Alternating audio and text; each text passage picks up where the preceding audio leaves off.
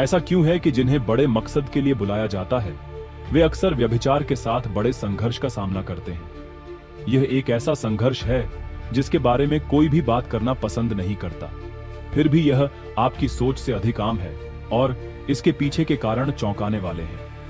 यदि आप व्यभिचार की इस लड़ाई से लड़ रहे हैं तो आप अकेले नहीं हैं। इसके पीछे बाइबल का बहुत गहरा भेद है। आइए इस छिपे हुए संघर्ष के पीछे की सच्चाई को जानें। बाइबल में कुछ सबसे अभिषिक्त लोगों ने भयानक व्यभिचार का सामना किया। राजा दाऊद के बारे में सोचे, जो परमेश्वर के दिल के अनुसार चलने वाला आदमी था, फिर भी वह बतशेबा के साथ व्यभिचार में गिर गया। और शिमशोन के बारे में सोचे, जिसको परमेश्वर ने चुना और अपनी ताकत से उसे भर दिया था, फिर भी व्यभिचार उसकी ताकत के ऊपर भारी पड़ा। आज भी परमेश्वर द्वारा चुने गए लोग इस संघर्ष से आजाद नहीं हैं, लेकिन क्यों? व्यभिचार उन लोगों को क्यों निशाना बनाता है जिनको परमेश्वर ने बड़े कामों के लिए चुना है? यह सिर्फ इंसान की कमजोरी के बारे में नहीं है, यह एक आत्मिक लड़ाई है और दुश्मन को अच्छे से पता है कि किसे निशाना बनाना है। बाइबल यह बताती है कि आत्मिक युद्ध सच में होता है। इफिसियों 6:12 में यह लिखा है, क्योंकि हमारा यह युद्ध लहू और मांस से नहीं, परंतु प्रधानों से और अधिकारियों से और इस अंधकार के संसार के हाकिमों से और उस दुष्टता की आत्मिक सेनाओं से है जो आकाश में है। व्यभिचार सिर्फ एक शरीर की चाहत नहीं है, यह उन लोगों पर एक आत्मिक हमला है जिनके पास एक बड़ी बुलाहट है। शैतान जानता है कि अगर वह चुने हुए लोगों की पवित्रता को खत्म कर दे तो वह उनके जीवन के लिए परमेश्वर की बुलाहट में बाधा डाल सकता है। लेकिन व्यभिचार से लड़ना इतना मुश्किल क्यों है? जानिए, यह 5 चौंका देने वाले कारण।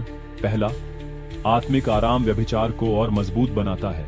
आत्मिक रूप से मजबूत होने का मतलब अक्सर सिर्फ परमेश्वर की उपस्थिति के बारे में ही नहीं है, बल्कि दुश्मन की चालों के बारे में जागरूक होना भी होता है। व्यभिचार एक शक्तिशाली हथियार है जिसका इस्तेमाल शैतान उन लोगों को भरमाने और कमजोर करने के लिए करता है जिनके पास परमेश्वर की बड़ी बुलाहट होती है। चुने हुए लोग अक्सर ज्यादा जल्दी व्यभिचार में फंस जाते हैं, क्योंकि शैतान जानता है कि अगर वह उन्हें व्यभिचार में फंसा दे तो वह उनकी आत्मिक दौड़ को धीमा या पटरी से उतार भी सकता है। दूसरा, अकेलापन अनदेखी लड़ाइयों की ओर ले जाता है। चुने हुए लोग अक्सर एक ऐसे रास्ते पर चलते हुए अलग थलग पड़ जाते हैं जिसे बहुत कम लोग समझते हैं, जबकि यह अकेलापन एक आशीर्वाद भी हो सकता है, लेकिन यह खतरनाक मुश्किलें भी पैदा कर सकता है। बिना परमेश्वर के साथ गहरे आत्मिक संबंधों के व्यभिचार एक निजी संघर्ष बन जाता है। इस लड़ाई को छुपाने से इसको खत्म करना मुश्किल हो जाता है, जिससे कई चुने हुए लोग चुपचाप दुखी होते रहते हैं। तीसरा, बड़ी बुलाहट अक्सर बड़े हमलों को आकर्षित करती है।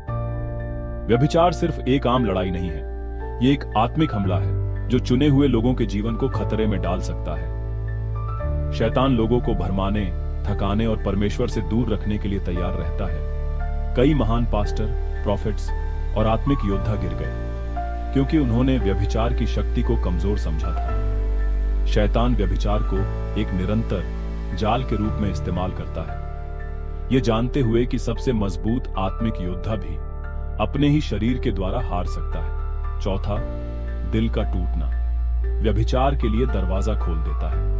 कई चुने हुए लोग गहरे इमोशनल घाव, रिजेक्शन और अतीत के टूटे दिल को लेकर चलते हैं। ये खाली घाव व्यभिचार के लिए खुले दरवाजे बन सकते हैं। जब कोई व्यक्ति इमोशनली कमजोर होता है तब शैतान व्यभिचार को एक झूठे आराम के रूप में पेश करता है। शैतान व्यभिचार को एक झूठे आराम और खालीपन को भरने के लिए एक नकली रिश्ते के रूप में प्रस्तुत करता है, अंदरूनी हीलिंग के बिना।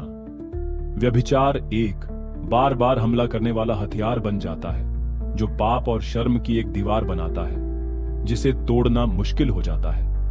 पांचवा, कभी कभी शक्तिशाली आत्मिक वरदान एक कमजोर शरीर के साथ आते हैं। कई चुने हुए लोगों के पास शक्तिशाली आत्मिक वरदान होते हैं, लेकिन वे फिर भी इंसान हैं और लगातार आत्मिक डिसिप्लिन के बिना, जैसे प्रार्थना ना करना, वचन को ना पढ़ना और उपवास ना करने से लड़ाई को लड़ना मुश्किल हो जाता है। ज्यादा अभिषेक के लिए ज्यादा डिसिप्लिन में होना जरूरी है। अपनी आत्मा को मजबूत किए बिना चुने हुए लोग आसानी से खुद को व्यभिचार के विचारों और कामों में अपने आप को गिरते हुए पा सकते हैं। व्यभिचार एक ऐसी लड़ाई है जिसका सामना कई चुने हुए लोग गुप्त रूप से करते रहते हैं, लेकिन जीत हो सकती है। आत्मिक डिसिप्लिन के द्वारा वे इस लड़ाई को जीत सकते हैं और अपने आत्मिक रास्ते में चलना जारी रख सकते हैं। शैतान का काम आपको उलझाए रखना है, लेकिन परमेश्वर की शक्ति हमेशा शैतान से अधिक होती है। सवाल यह है कि आप लड़ेंगे या हार मान लेंगे।